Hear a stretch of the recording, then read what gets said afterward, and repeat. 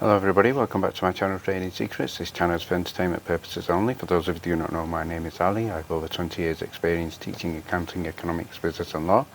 Through this channel I'll be providing some stock analysis and a quick update on the $1 Million Challenge. So if anybody's not aware of this is a journey of an investment of $1,000 to a return of $1 million over a period of 3 years using a strategy called compound return investing. So the objective is try to get 201 trades, each with an average return of 3.5%.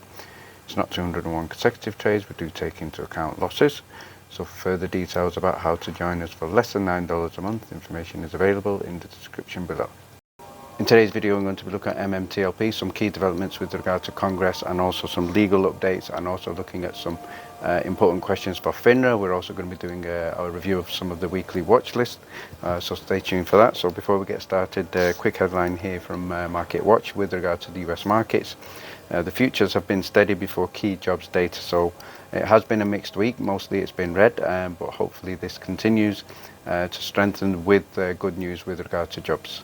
So I'd like to start off by sharing a tweet that I posted earlier, and this is with regard to James O'Keefe, who is now on our side, and he's raising some important questions. So James was also covered in the previous video, and James has a huge following. So let's start by having a look at James's post. He said, official documentation of an investigation by the House Committee on Financial Services addressed, and the key question he's asked is who regulates the regulators. So I've added in here, great question there, James. However, a more important question in my view is who funds the regulators, and in particular who funds FINRA, and why has this dangerous conflict of interest been allowed to disrupt free and fair markets for retail. So again, hopefully James can ask this question and we can get some answers, especially some positive insights from the Senate and the Congress and everybody else as well. I'd like to start by providing a shout out to Investor who have been asking some important questions, especially from the retail point of view. So this is just an article that they just published April the 6th,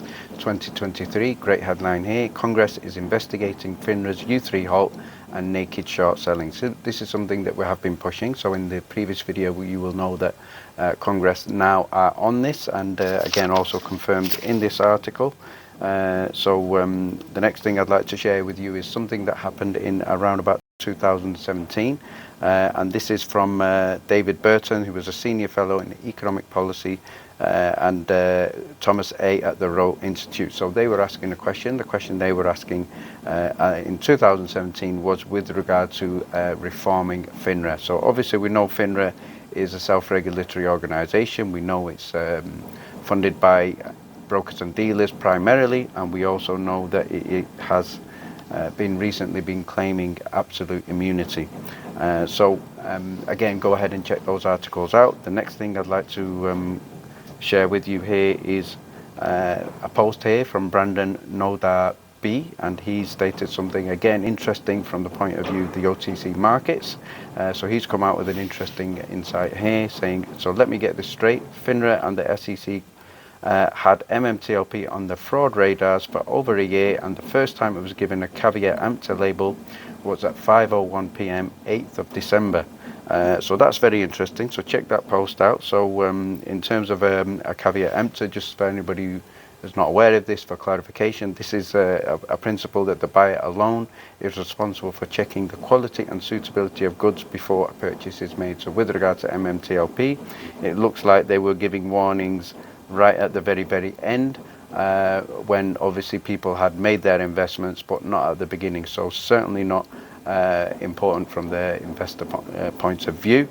So again, another sign that FINRA were panicking and trying to backtrack. And finally here, with regard to the congressional investigation letter, again, just to confirm what's happening here, a congressional member is requesting the blue sheets for FINRA and MMTLP, and congressional investigation was recently sent to the CEO of Meta Materials, Mr. George Palikaros himself, by a Congress member. So this is something that was covered in the previous video as well. So this person by the name of Pete Sessions, Mr. Sessions, states that the US House Financial Services Committee and the US House Oversight and Accountability Committee and his office are now currently gathering data. So I am very, very confident that George is going to be very forthcoming with providing information. He has no reason not to, so no issues there whatsoever.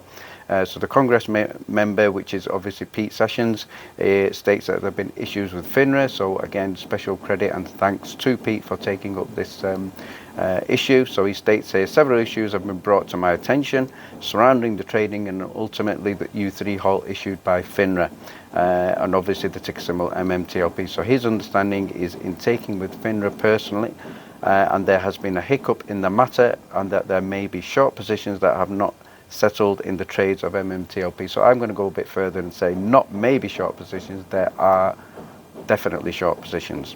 CEO of the OTC market, Mr. Imbecile 3, has also publicly stated that there are indeed short shares that are trapped because of the FINRA halt. So the Imbecile is saying there are short positions trapped, so there must be short positions trapped. What now I'd like to share with you is the FINRA fraud team. So these are names a lot more familiar to members of the community now. So if we have a look at the key people here, we have Roger W. Cook, who's the Chief Executive Officer. He certainly knows what's cooking. We have Raquel Russell, Senior Vice President and Director of Capital Markets. So she's also going to be providing some important insights and awareness, and that she will have a good understanding of what's been going on. We have Stephanie Dumont. We have Sam Draddy. Again, Sam Draddy has been highlighted as a key person in some of the Freedom of Information Act emails that were released and shared. And we also have Patricia Cassimate. So Patricia, again, another key member and a key cog of the FINRA fraud team. So let's move on. Shout out to Curtis, a great member of the community, who's provided an update with regard to the legal issue and update with regard to Richard Hoffman. So I'm going to try and catch up on Richard's update. So he states, obviously Richard has now filed an update to amend his complaint. Check out the paragraphs 14A through to 14P. So I will certainly be doing that. And finally, I'd like to finish off by sharing with you some of the stocks that we called out this week on our weekly watch list. Today is obviously a trading holiday due to Easter, so congratulations and to everybody, wishing you all a good Easter, Good Friday today. Obviously there's no trading today, and in terms of the stocks that we called out prior to trading on the Monday, first one of the calls that we called out was a great success, GFAI, up over the previous 5 days over 158%.